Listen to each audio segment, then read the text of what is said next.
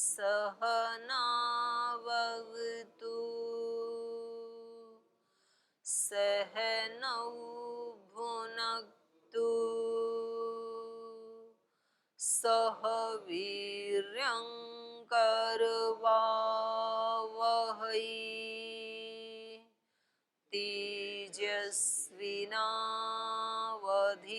तेजस्विनावधीतमस्तु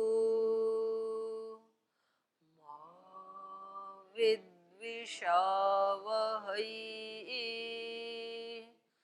ओम शांति शांति शांति।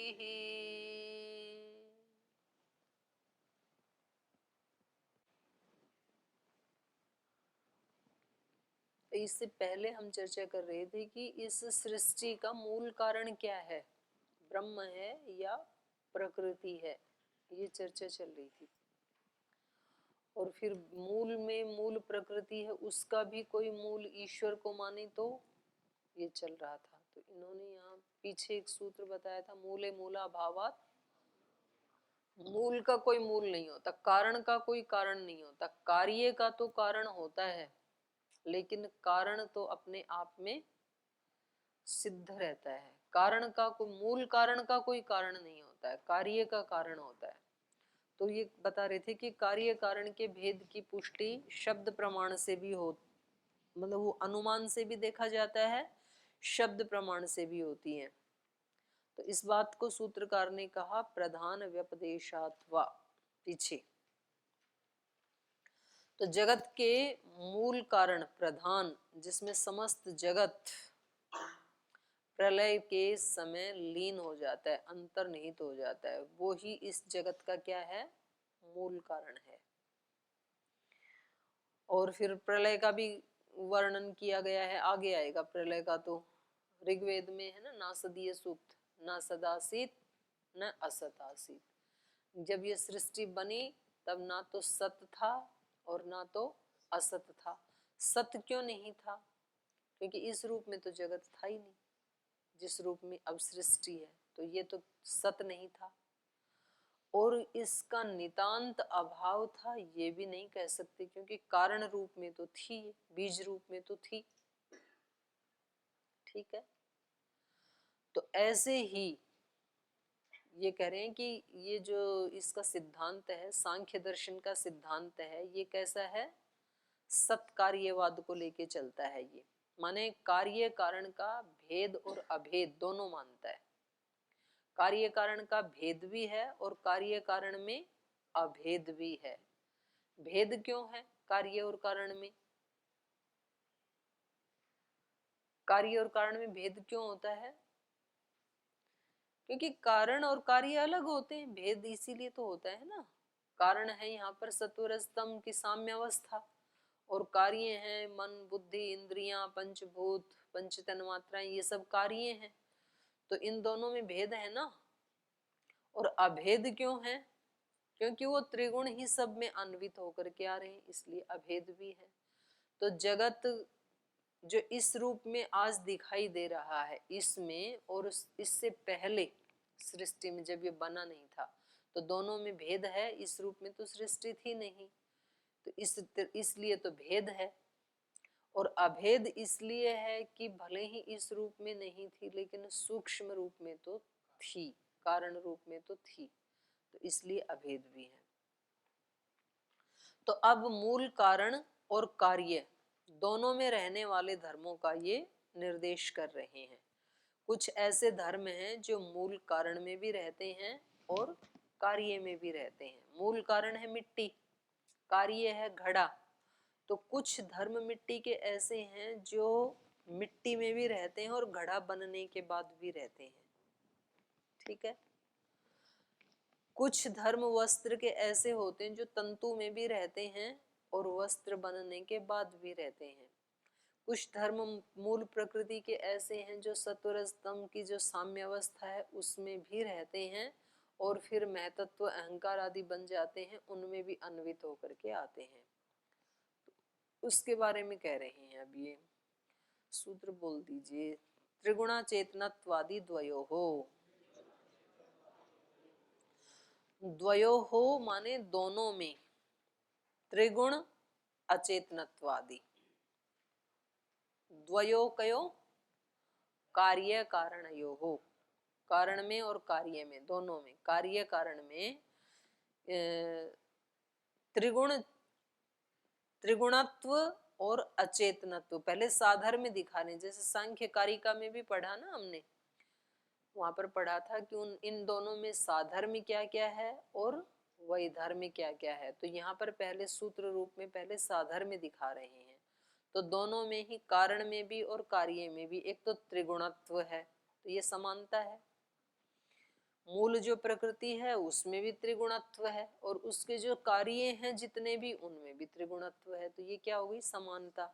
और अचेतनत्व, मूल प्रकृति भी अचेतन है, और मूल प्रकृति से बनने वाले जितने भी कार्य हैं वो सब भी अचेतन है। तो ये दोनों क्या होगी, दोनों में समानता हो गई। कारण कार्य दोनों का त्रिगुणत्व अचेतनत्व आदि साधर्म्य है। आदि पद से फिर और भी ले लेंगे, अविवेकित्व, विषयत्व, परिणामित्व, तो अन्य समस्त प्राकृत धर्मों का संग्रह हो जाता है।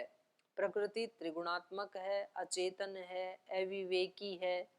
अविवेकी माने जिसको विभक्त नहीं किया जा सकता, तीनों को हटाया नहीं जा सकता ना। सत्व रज तम को ऐसे नहीं कर सकते कि सत्व को अलग कर दें और दो को अलग कर दें, ऐसे नहीं कर सकते। तो इस रूप में उसको कहा अविवेकी। विवेक किसको कहते हैं, विचिर पृथक भावे, जो अलग कर दे उसको विवेक कहते हैं। विवेक क्या करता है, ज्ञान और अज्ञान को अलग कर देता है, सत असत को अलग कर देता है, प्रकृति पुरुष को अलग कर देता है, वही तो विवेक होता है। और अविवेक मतलब जिसको अलग ना किया जा सके। तो मूल प्रकृति कैसी है, अविवेकी। और विषय, चाहे वो मूल प्रकृति के रूप में है चाहे कारण रूप में है, वो किसी दूसरे के लिए है, अचेतन होने से किसी दूसरे का विषय है। वो परिणामी हैं दोनों ही, तो उसके समस्त कार्य भी कैसे होंगे, त्रिगुणात्मक, अचेतन रूप, अविवेकी, परिणामी, ये सारे गुण उसमें भी आएंगे।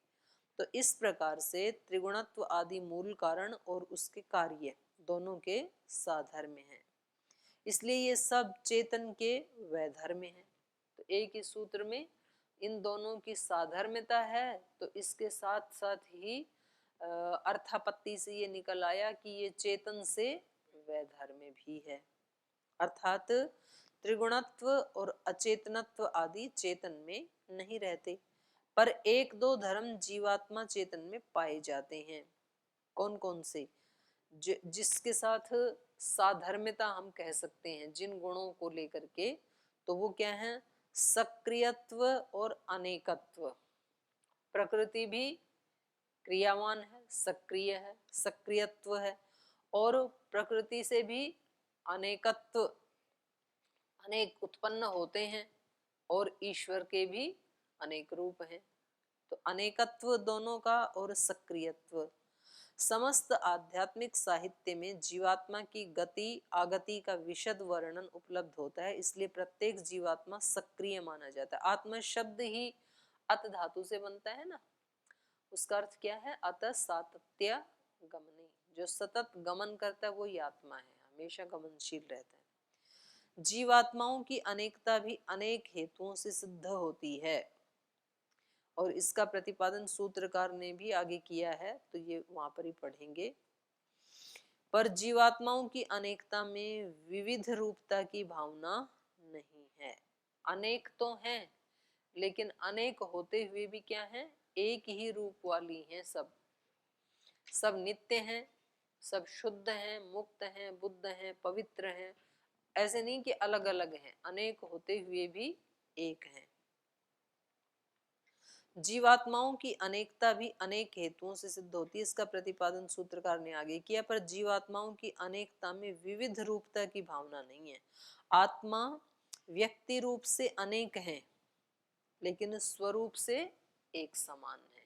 व्यक्ति रूप में अनेक और स्वरूप में एक समान। प्रकृति रजस, सत्व रजस तमस रूप है। उसके साधर्म्य का कथन करके सूत्रकार सत्व आदि के स्वरूप का अब निरूपण कर रहे हैं, तीनों गुणों का निरूपण कर रहे हैं।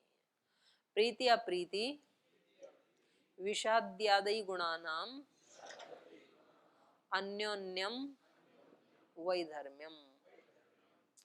गुणानाम प्रीति अप्रीति विषादाद्यैहि, गुणों का प्रीति अप्रीति और विषाद आदि के द्वारा अन्योन्यम वैधर्म्यम, परस्पर वैधर्म्य है। वैसे तो इनको अलग नहीं किया जा सकता, प्रकृति अविवेकी है, लेकिन फिर भी तीनों गुणों का परस्पर क्या है, वैधर्म्य है। सत्वगुण रजोगुण से बिल्कुल अलग, रजोगुण तमोगुण से बिल्कुल अलग, तमोगुण रजस और सत्व से बिल्कुल अलग, रजोगुण तमस से और सत्व से बिल्कुल अलग। ऐसे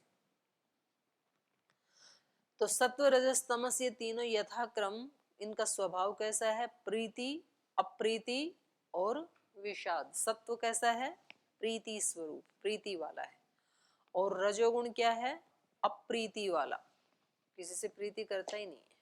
जो रजोगुणी व्यक्ति है जिसमें रजस की प्रधानता है, वो दूसरे से प्रीति नहीं करता है, कहता है मैं ही सब कुछ हूँ। और तीसरे हैं तमस वाले, विषाद में डूबे रहते हैं, उनके लिए त्योहार आए, दिवाली आए, सतयुग आए, कलयुग आए, सब बराबरी है। तो इनका तीनों का अलग अलग स्वभाव है, सत्व का, रजस का, तमस का। सत्व रजस तमस ये तीनों यथाक्रम प्रीति अप्रीति और विषाद स्वरूप हैं। सूत्रगत आद्य पद विषाद्यादि ऐसे कहा ना, तो कह रहे हैं आद्य पद जो है सत्व आदि के प्रीति आदि स्वरूप की मुख्यता का संकेत करता है। मुख्यतया सत्व प्रीति स्वरूप है, माने ये प्रधानता बताई जा रही है। अगर किसी का ऐसा स्वभाव है प्रीति वाला, तो उसमें सत्व की प्रधानता है। ऐसा नहीं है कि रजोगुण तमोगुण का नितांत भाव है, ऐसा नहीं कहा जा रहा है। मुख्यतया सत्व प्रीति स्वरूप, रजस अप्रीति स्वरूप और तमस विषाद स्वरूप है। प्रीति आदि की मुख्यता के कथन से सत्व आदि की अन्य समस्त विशेषताओं का प्रतिपादन हो जाता है, जिनमें प्रीति आदि को मुख्य बताया गया है। केवल प्रीति ही नहीं होती है, ज्ञान प्रकाश ये सब सत्व के ही हैं, यहाँ मुख्यता से बता रहे हैं। और सूक्ष्मता से विचारें तो मुख्यता के कथन में वास्तविक भावना यही है कि प्रीति आदि में सत्व आदि की अन्य समस्त विशेषताओं का समावेश है। माने ये एक एक गुण बताए हैं, लेकिन सत्वरज तम के ये केवल एक एक ही गुण नहीं होते हैं। प्रीति अप्रीति और विषाद ये केवल एक एक गुण ही नहीं होते हैं, बल्कि वो सारे गुण, ये कहने से इनमें समावेश हो गया उन सारे गुणों का। सत्व की अन्य विशेषता क्या है, प्रसाद। प्रसाद मतलब, प्रसाद किसको कहते हैं, प्रसन्नता को कहते हैं। और लाघव, लघुता रहती है शरीर में, स्थूल नहीं होता है, जिसका सत्व प्रधान है। अनाभिरति, तितिक्षा, संतोष, सुख, ये सारे किसके गुण हैं, सत्व गुण के। अनासक्ति, अनाभिरति मतलब अनासक्ति रहती है, तितिक्षा जानने की इच्छा, संतोष सुख।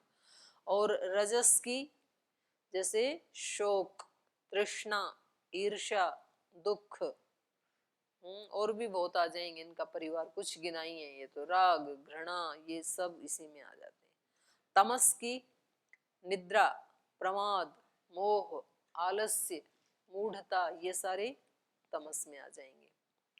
प्रीति सत्व का स्वरूप है, रजस तमस का नहीं है, ये कह रहे हैं। रजस तमस से उसको अलग कर दिया। अप्रीति रजस का स्वरूप है, ये सत्व और तमस का नहीं है। इसी प्रकार विषाद तमस का स्वरूप है, सत्व और रजस का स्वरूप नहीं है। अतएव प्रीति आदि को सत्व आदि में से परस्पर एक दूसरे का वैधर्म्य कहा है। जगत के मूल उपादान तत्व का स्वरूप प्रीति आदि पदों से किस प्रकार प्रकट होता है, यह एक विशेष ज्ञातव्य बात है। इन पदों के साधारण अर्थ की उपयोगिता केवल उस समय सम्मुख आती है जब हम मानव अमानव प्राणी समाज का सत्व आदि गुणों के आधार पर विश्लेषण करना चाहते हैं। उन विशेषताओं के संबंध में भी यही स्थिति समझनी चाहिए जिनका आद्य पद से संग्रह किया गया है। पर सत्व आदि तत्वों की मूल स्थिति या मूल स्वरूप का कैसे प्रकाशन होता है, यह एक विचारणीय बात है। यदि हम प्रीति आदि पदों के साधारण अर्थ का सीधा संबंध सत्व आदि के साथ न जोड़कर यहाँ तक सोचें कि मूल तत्व की वास्तविकता को प्रकट करने के लिए प्रीति आदि पदों का प्रयोग एक विशेष भावना के आधार पर किया गया है, तो कदाचित हमें उस स्वरूप को समझने में अवश्य ही सुविधा होगी। ये भावना क्या है, इसे समझने के लिए आधुनिक आदि भौतिक विज्ञान के द्वारा प्रदर्शित मूल तत्वों के विश्लेषण की ओर हमें थोड़ा ध्यान देना होगा।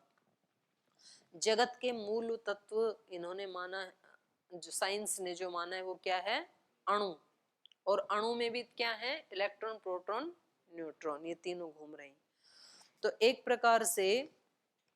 प्रकार के विद्युत कण, और इसकी भाषा में, सांख्य की भाषा में, ये तो साइंस की भाषा होगी अणु, और यहाँ इसके सांख्य योग की भाषा में तन्मात्र, जो तन्मात्र है वो इनका अणु है ना।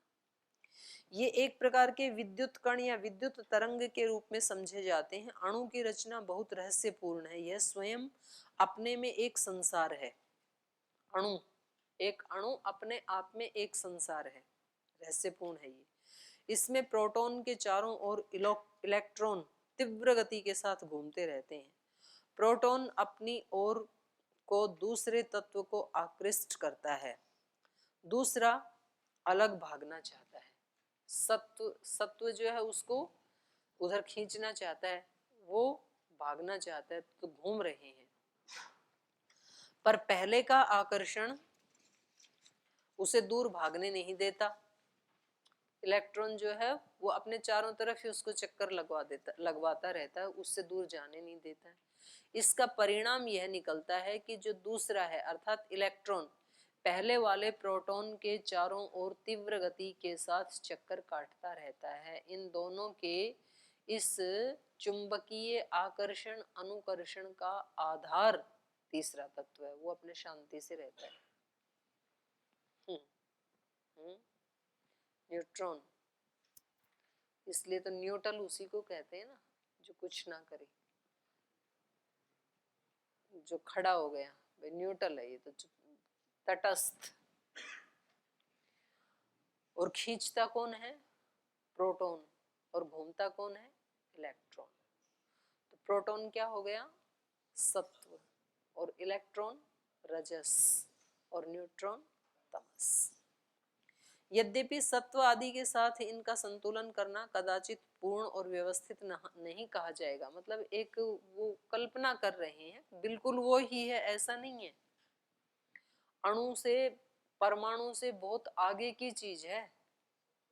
हाँ, तन्मात्र वही नहीं है, एक कल्पना कर रहे हैं, वो उससे बहुत सूक्ष्म है।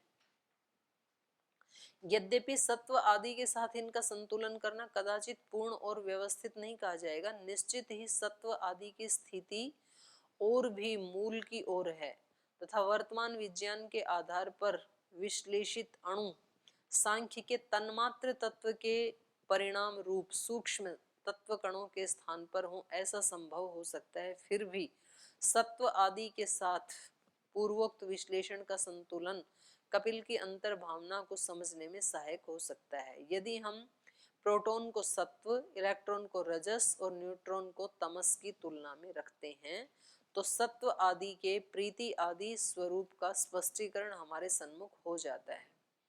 मतलब ये कल्पना की जा रही है, बिल्कुल वो ही है ऐसा नहीं कह सकते हैं।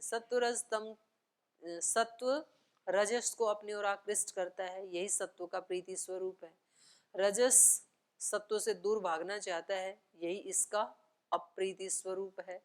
सत्व अपने प्रीति स्वरूप आकर्षण से उसे दूर नहीं हटने देता, फलतः रजस तीव्र गति से उसके चारों ओर चक्कर काटता रहता है, फिर भी वह उसमें अपने आप को समाविष्ट नहीं होने देता। कौन, प्रोटॉन। उसके साथ उस पृथक रूप में अवस्थित रहता है, तो इस प्रकार उसका अप्रीति स्वरूप बराबर बना रहता है। ये इलेक्ट्रॉन के बारे में कह रहे हैं। सांख्य में रजस को इसी कारण चल स्वभाव भी कहा है, घूमता रहता है। तमस उनके आधार रूप में वहां निष्क्रिय सा पड़ा रहता है, यही उसका विषाद स्वरूप है। इसे पहले दोनों का भारवाही समझना चाहिए। प्रोटॉन और इलेक्ट्रॉन का भार वहन करना वाला न्यूट्रॉन है।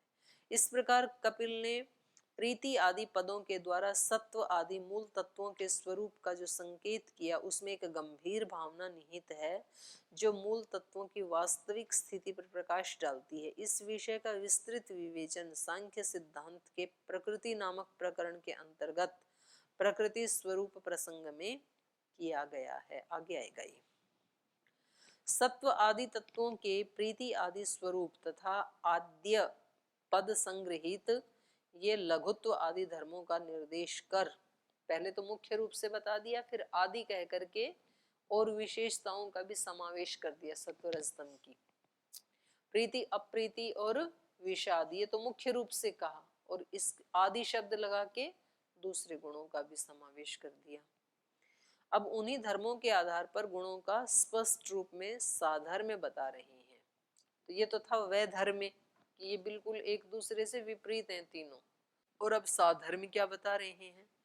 लघ्वादि धर्मैः ही साधर्म्यम वैधर्म्यम च गुणानाम।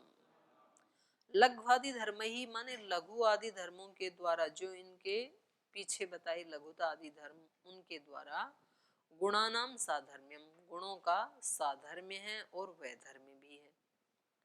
कैसे? समस्त सत्व लघुत्व आदि धर्मों से युक्त होने के कारण एक समान है। सत्व गुण कोई परमाणु थोड़े ही है, अनेक है ना, तो उनका परस्पर उनमें लघुता होना, ये उनका परस्पर साधर्म्य हो गया। इसलिए लघुत्व आदि धर्म उनके साधर्म्य हैं और रजस तमस के वैधर्म्य हैं। इसी प्रकार चलत्व आदि रजस तत्वों के साधर्म्य हैं और सत्व और तमस के वैधर्म्य हैं।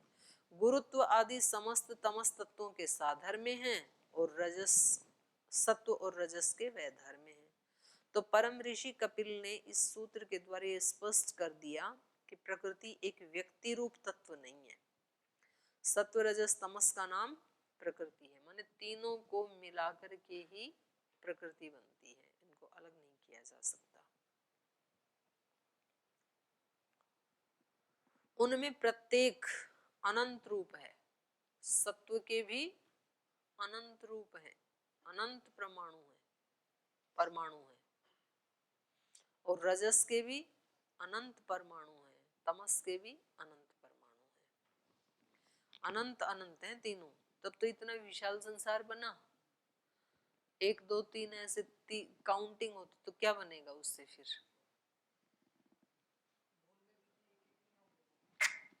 वही तो बता रहे, मूल का ही तो बता रहे।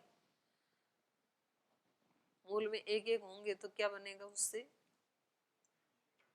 एक बिंदु भी नहीं बन सकता है, क्योंकि वो तो दिखते भी नहीं है, विजिबल भी नहीं है। अनंत अनंत हैं, 1000 करोड़ भी नहीं है, अनंत।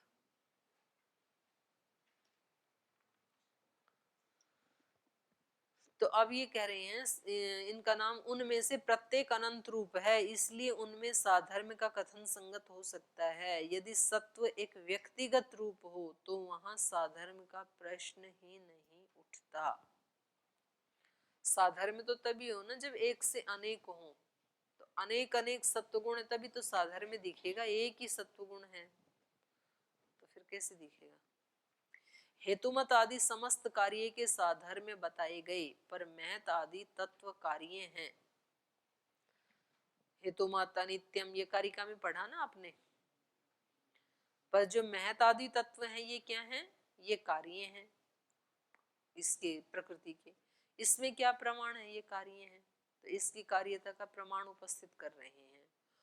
उभयान्यत्वात् कार्यत्वम महदादे घटादिवत। उभयान्यत्वात्, दोनों के अन्य होने के कारण, प्रकृति और पुरुष दोनों के अन्य होने के कारण महद आदि का कार्यत्व, कार्य रूप होना स्पष्ट है। कैसे?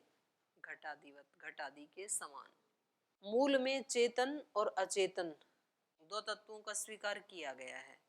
चेतन अधिष्ठाता पुरुष है और अचेतन जगत का उपादान कारण है। ये जो अचेतन है ना, इसी को ही कई जगह वेद में स्वधा, स्वाहा, प्रकृति इन नामों से भी पुकारा गया है। और जब नवरात्र करते हैं तो जो देवी की पूजा की जाती है वो ये प्रकृति ही है। वहां भी जो देवी के नाम है ना, उनमें इनका वर्णन आता है। स्वधा स्वाहा नमोस्तुते, ऐसे। नहीं सुना? सुना है? राधा, ये भी उसी प्रकृति को। जगत जननी, जगत जननी उसको प्रकृति को ही कहते हैं, क्योंकि सारा जगत उसी से तो बना ना, तो ये सारे उसी के ही रूप हैं, इसीलिए उसको जगत जननी कहा।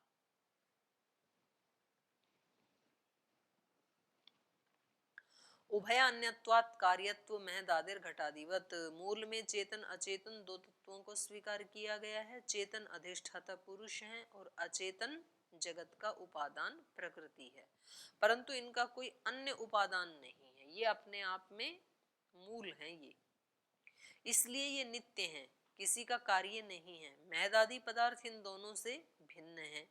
न वे पुरुष हैं और न वे मूल प्रकृति हैं, बल्कि वो क्या हैं? दोनों से भिन्न प्रकृति के कार्य हैं। दोनों से भिन्न होने के कारण ये स्पष्ट होता है कि महद आदि पदार्थ कार्य हैं। जैसे कि प्रत्यक्ष से दृश्यमान घट आदि पदार्थ कार्य हैं, तो इस सूत्र में महद आदि कार्य को उसके कारण अर्थात प्रकृति से भिन्न बताना ये स्पष्ट करता है कि कपिल कार्य रूप से कार्य कारण में भेद मानते हैं। पहले भी आया ना ये, कार्य कारण में सांख्यकार जो है वो भेद भी मानते हैं और अभेद भी मानते हैं। तो ये फिर इसके हेतु दे रहे हैं कैसे अलग कैसे है, तो ये फिर कल पढ़ेंगे हम। परिमाणात् समन्वयात् शक्तितश्च तद्हाने प्रकृति पुरुषो वा, तो ये सूत्र फिर कल पढ़ेंगे।